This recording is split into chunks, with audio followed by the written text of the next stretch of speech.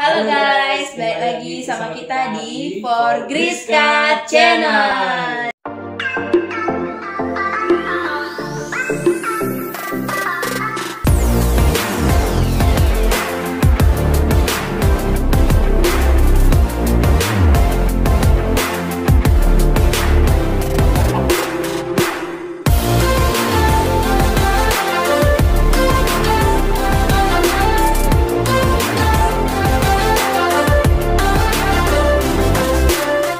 Nah, kali ini aku nggak sendirian guys, aku ditemenin sama teman aku, Wira.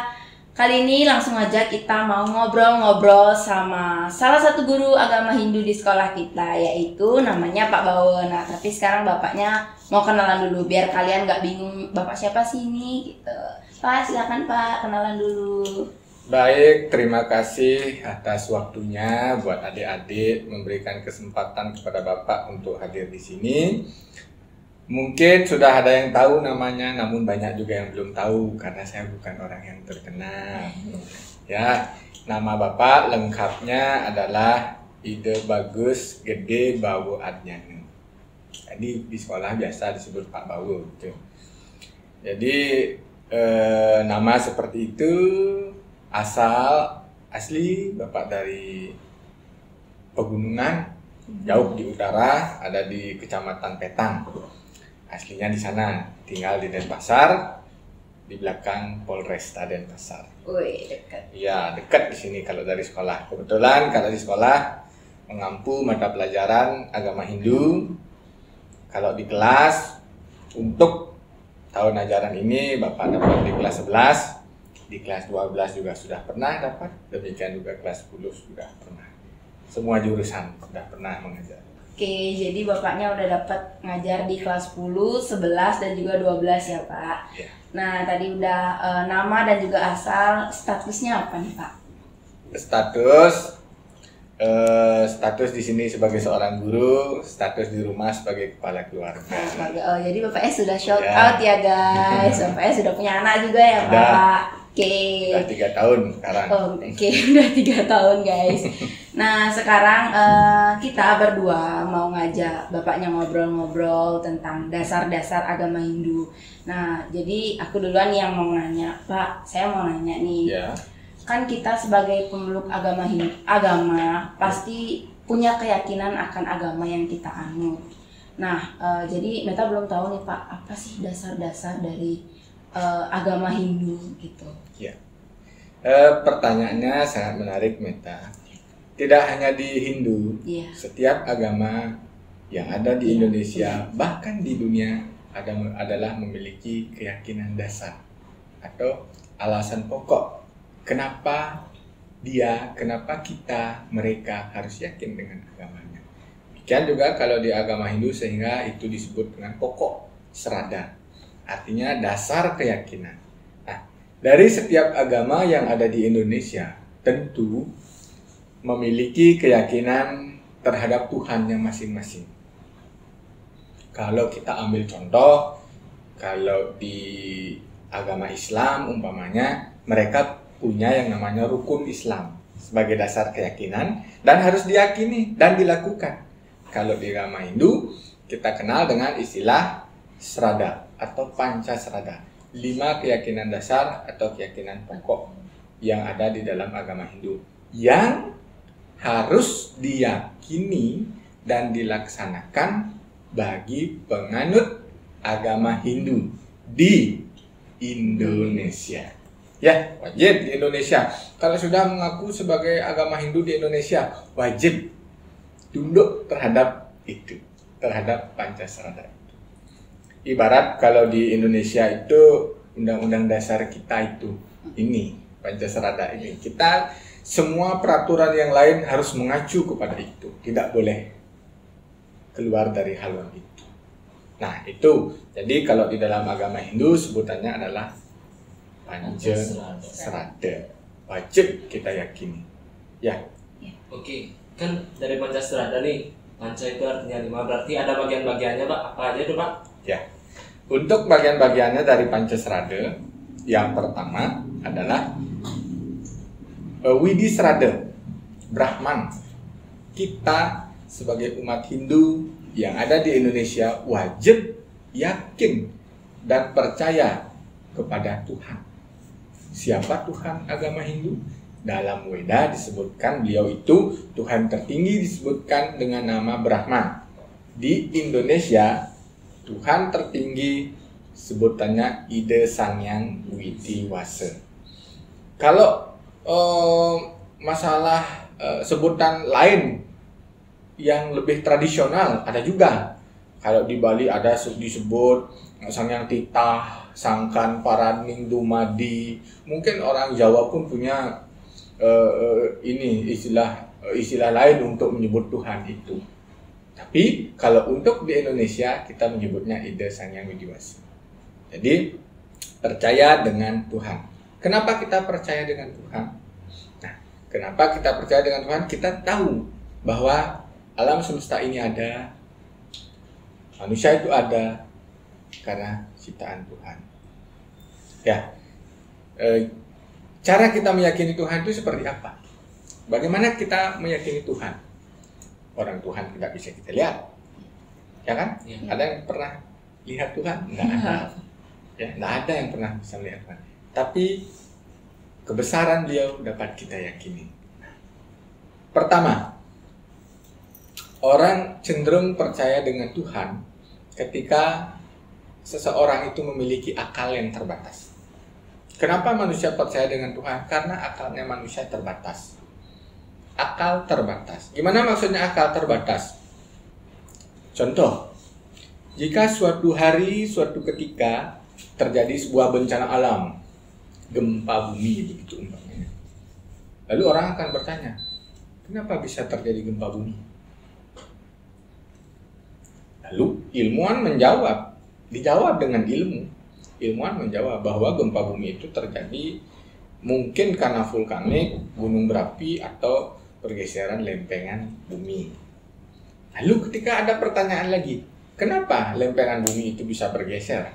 Mungkin ilmuwan bisa menjawab, tapi kita memunculkan pertanyaan secara terus-menerus, sehingga sang ilmuwan pun tidak bisa menjawab. Itulah disebut dengan batas akal. Ketika batas akal itu muncul, maka manusia pun berkata, ini adalah kebesaran Tuhan. Kenapa orang harus percaya sama Tuhan? Saya kira yang nomor satu ini, percaya dengan Tuhan ini, setiap agama memang percaya dengan Tuhannya. Ya, tidak pasti itu memiliki kepercayaan dengan Tuhan. Kemudian yang kedua, kenapa manusia itu harus percaya dengan Tuhan? Karena manusia memiliki rasa takut. Takut. Tidak ada manusia sakti, tidak ada manusia teguh yang tidak takut, yang tidak memiliki rasa takut. Semua punya rasa takut. Adik-adik mungkin mengalami peristiwa yang beberapa tahun lalu ketika Gunung Agung meletus. Tidak ada orang sakti yang mau tinggal di sana. Semua orang mengungsi. Kenapa? Karena takut. Nah, ketika dia takut berarti dia percaya dengan Tuhan. Nah, kalau kita sudah percaya dengan Tuhan, apa yang harus kita lakukan? Bahasa nasionalnya mungkin menjauhi larangannya, menjalankan perintahnya. Apa perintah-perintah Tuhan melalui kitab suci agama masing-masing, itu kita jalankan. Itu sebabnya kita percaya dengan Tuhan.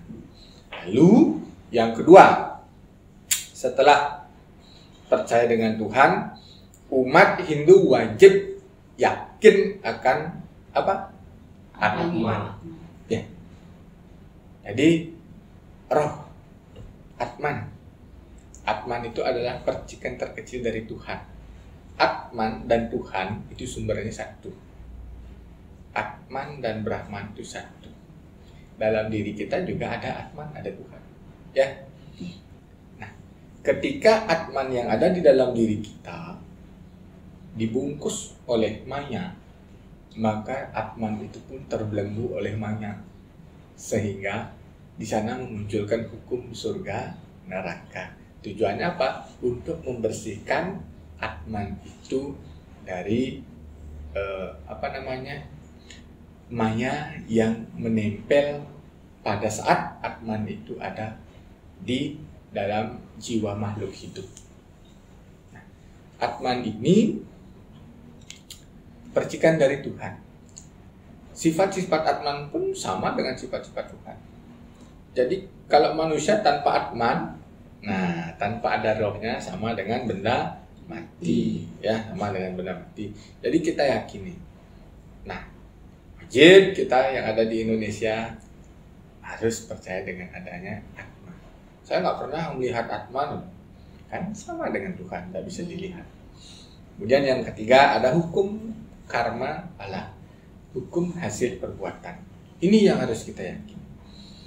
Di dalam hukum karma pala, kalau orang Bali sering memberikan contoh, kalau kita menanam jagung, tentu ketika jagung itu tumbuh dan berbuah, pasti dia berbuah jagung. Tidak mungkin dia berbuah apel atau melon, ya tidak mungkin. Inilah maksudnya bahwa ketika kita melakukan kebaikan selama hidup kita, maka kebaikan yang kita dapatkan. Kapan akan kita dapatkan? Terbagi dia menjadi jenis-jenisnya karma pala. Ada sanjita, prarabdha, dan kriyamana karma pala. Ada yang perbuatan masa dahulu, kehidupan terdahulu belum habis kita nikmati dalam kehidupan sekarang. Ada perbuatan di dalam hidup ini kita lakukan, pahalanya juga kita dapatkan dalam hidup ini. Ada juga sebaliknya, kita berbuat dalam hidup ini, tapi pahalanya kita didapatkan di dalam kehidupan yang akan datang. Karena karma pala ini mendukung dia serada yang keempat, yaitu punarbawu atau reinkarnasi. Ya, reinkarnasi. Jadi kita di Hindu itu mempercayai reinkarnasi. Ya, yang reinkarnasi itu apa? Atmanya kembali. Reinkarnasi adalah kalau kita bandingkan dengan ilmu sekarang itu, yang reinkarnasi itu kan bersifat genetik juga. Genetik itu kan pasti selalu turun-menurun. Makanya istilah di Bali ketika ada orang lahir, bayi lahir kan nanya, ini siapa ini datang. Menanya itu mungkin salah satu bahwa umat Hindu yang ada di Bali itu percaya terhadap reinkarnasi. Sehingga menjadi tradisi ketika ada orang meninggal ditanya siapa yang lahir, entah benar atau tidak, itu keyakinan. Ya, kalau sudah yang namanya keyakinan tidak bisa diganggu juga. Ya, karena yang namanya ilmu seperti itu tidak bisa dipatahkan dengan teori. Gimana orang udah yakin? Sama ketika adik-adik ke Buleleng, orang udah di sana menitahkan, nah, utara dan selatan berbalik, ya kita nggak bisa ngomong apa di sana. Kalau kamu nanya di sana mana utara, ya kita ditunjuk arah selatan sebenarnya gitu. Ya. Tapi kita harus ikuti itu. Kalau kamu ikuti utara, sasar. Nah, itu. Kemudian strada yang kelima adalah moksa. Nah, inilah tujuan hidup. Tujuan hidup tertinggi. Tujuan tertinggi dari umat Hindu itu mendapatkan moksa, kebebasan. Bebas lahir dan batin. Bebas dari reinkarnasi. Tujuannya umat Hindu adalah mendapatkan moksa. Moksartam jagat hita yaca iti dharma. Moksartam jagat hitaya itu ca iti dharma. Jadi untuk mendapatkan sebuah kebebasan. Ketika sudah mendapatkan kebebasan disebutlah dia moksa. Bebas mendapatkan kebebasan, kebahagiaan, bahagia di dunia, bahagia di akhirat. Bagaimana caranya kita agar bisa bahagia di dunia? Tentu dengan pengendalian diri. Kalau ingin berbahagia di dunia, kalau di dunia tidak bisa berbahagia, bahagia di dunia, kalau kita tidak bisa mengendalikan diri, tidak akan bisa bahagia di dunia. Makanya ucap syukur itu perlu. Perbanyak bersyukur, itu tanda orang bahagia. Perbanyak mengeluh, tanda orang tidak bahagia. Ya, syukur. Makanya di Bali itu agatnya banyak. Ada kecelakaan agat. Agat sengkengken ya. Udah luka ya, betul itu. Udah tangannya patah, agat besik limanya lu. Nah, agat itu tanda syukur, tanda bahagia. Ya, daripada mengeluh, banyak mengeluh berarti tanda penderitaan. Berarti dalam menjalankan kehidupan sehari-hari itu yang perlu, rasa syukur itu. Ya, rasa syukur.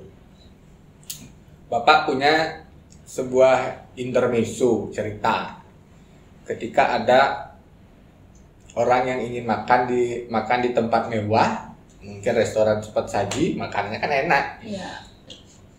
Di depan restoran dari pintu kaca ada seorang pemulung yang sedang istirahat. Rumahnya di kolong jembatan. Entah apa yang terjadi, makanan enak itu menjadi tidak enak untuk dimakan oleh yang sedang makan. Entah masalah dengan pacarnya, dengan apanya, jadi tidak enak makan. Jadi menjadilah makanan sisa. Datanglah pemulung meminta kepada petugas restoran, boleh saya ambil? Boleh. Pemulung ini dengan penuh rasa syukur di jalan bernyanyi dia. Menuju rumahnya, jelang kolong jembatan, disambut oleh anak-anaknya dengan sukacita. Dan mereka lahap makan bersama. Kalau ditanya itu mana yang bahagia? Yang makan di kolong jembatan atau yang makan di restoran tadi? Itu karena dia merasakan kebahagiaan. Bukan berarti Bapak menyuruh kalian makan di jembatan ya, enggak. Itu hanya cerita untuk bagaimana kita memiliki rasa syukur. Moksa pun ada bagian-bagiannya. Nah, ada adi moksa, adi moksa, dan parama moksa ya. Jadi kalau ditanya ciri-ciri, memang susah diterjemahkan itu. Gimana Pak ciri-ciri orang yang mendapatkan moksa? Jadi kita susah menerjemahkan itu. Yang jelas kalau moksa ketika atmannya hilang, meninggalkan jasad. Kalau adi moksa ketika yang meninggalkan abu. Makan ada ngabennya, dijadikan abu. Kemudian kalau parama moksa tidak meninggalkan bekas, sudah menjadi sinar. Nah, itu tingkatan-tingkatan moksa. Jadi itu 5 bagian atau pancasrada yang wajib diyakini oleh umat Hindu di Indonesia. Baik, silakan. Lagi satu ya Pak ya, Ya. yang mau nanya. Kan bagaimana pancasrada itu diimplementasikan di Indonesia Pak? Bagaimana implementasi pancasrada di Indonesia? Baik. Perlu kita ketahui ya adik-adik, di Indonesia ini kita itu ada 6 agama yang sudah diakui resmi oleh pemerintah. Masyarakat Indonesia bisa memilih salah satu agama yang diyakini. Ya, beragama itu bebas, tapi diatur oleh pemerintah. Itu kata kunci itu. Di Indonesia itu agama itu diatur oleh pemerintah. Diatur dengan cara Indonesia. Ya, diatur dengan cara Indonesia. Kan kata Bung Karno pernah beliau mengatakan, kalau kamu mau menjadi orang Hindu, janganlah menjadi orang India. Kalau kamu mau menjadi orang Islam, jangan menjadi orang Arab. Dan seterusnya. Kan begitu. Apa artinya? Karena beliau menyadari Indonesia itu terdiri dari berbagai suku, ras, dan kepercayaan-kepercayaan lainnya. Ya, perlu adik ketahui bahwa ketika Indonesia merdeka, awalnya agama yang diakui di Indonesia itu oleh Kementerian Agama saat itu adalah agama Islam, Kristen, dan Protestan. Itu yang diakui. Yang lainnya belum. Di luar yang beragama itu dianggap masih belum beragama, tapi menjalankan kepercayaan animisme, dinamisme. Nah, karena ada hal seperti itu, Bali itu di provinsi Bali ada namanya PDHB kalau tidak salah, Parisade Dharma Hindu Bali kalau tidak salah.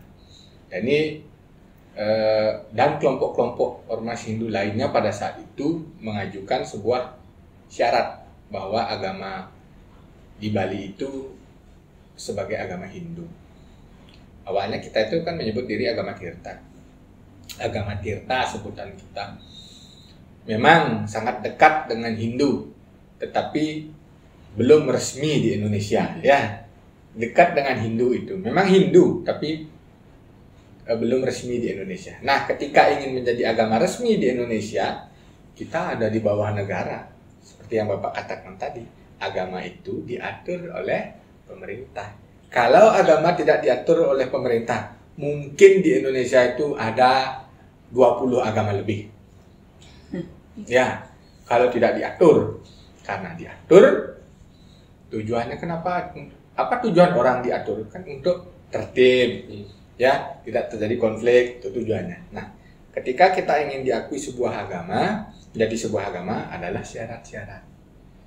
Ya, sehingga muncul pada saat itu nama Tuhan, sebutan Tuhan kita itu adalah Ida Sangyang Widiwasa. Ya, jadi di Indonesia itu disebut dengan Ida Sangyang Widiwasa. Jadi itulah sebutan Tuhannya. Pada saat itu sentral agama Hindu di Bali. Kalau orang berbicara Hindu saat itu berkiblatnya di Bali karena di Bali mayoritas. Ya, jadi disebut Ida Sangyang Widiwasa, nama Tuhannya. Kemudian tempat sucinya ada pura, disebut pura. Ya, kemudian ada hari suci, diajukan nyepi. Ya, harus ada hari sucinya. Kemudian tak kalah penting juga kita itu diminta nabi. Ya, nabi. Orang agama Hindu itu dianggaplah 3 orang suci yang datang ke Bali itu sebagai nabinya agama Hindu. Yang pertama ada Maharshi Markandeya dengan besakihnya, Empu Kuturan dengan penyatuan sekta yang ada, dan Dagyang Dwijendra dengan konsep Padmasana. Perlu diketahui itu Empu Kuturan itu saat beliau ke Bali itu, Bali kan banyak sekta.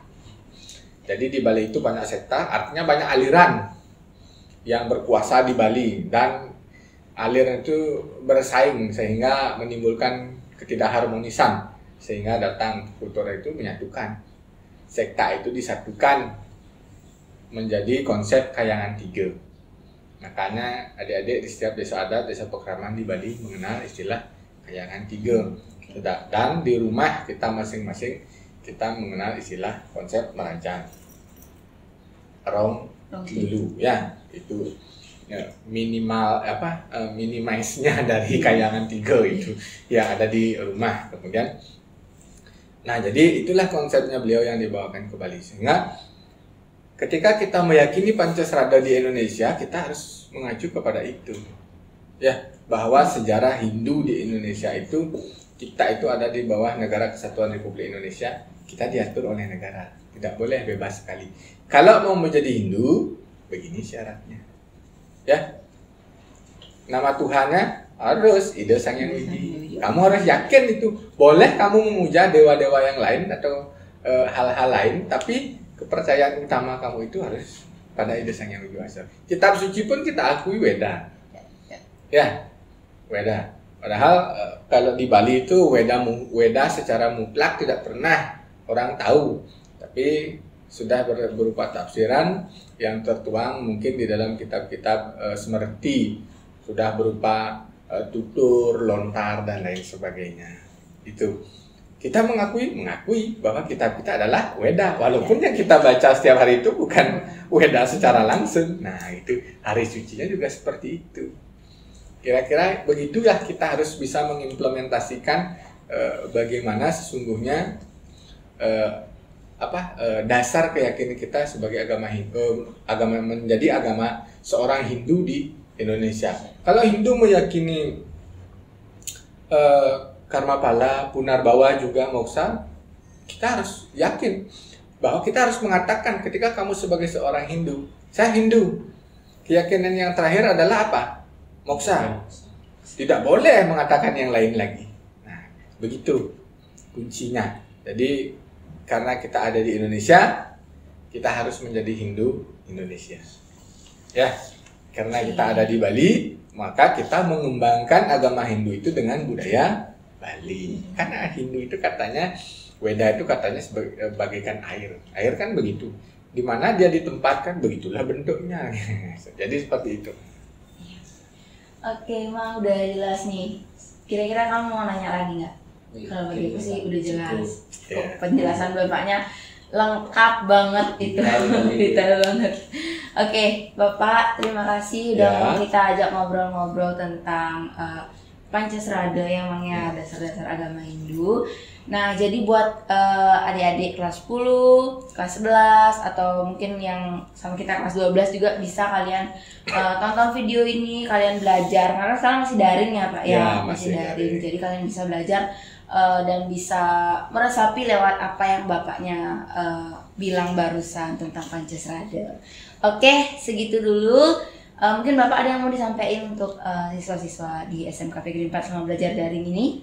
Baik, untuk anak-anak semua yang sedang belajar daring, kalau mau memanfaatkan teknologi, nah ini kalau mau memanfaatkan teknologi, belajar itu sebenarnya gampang dari rumah.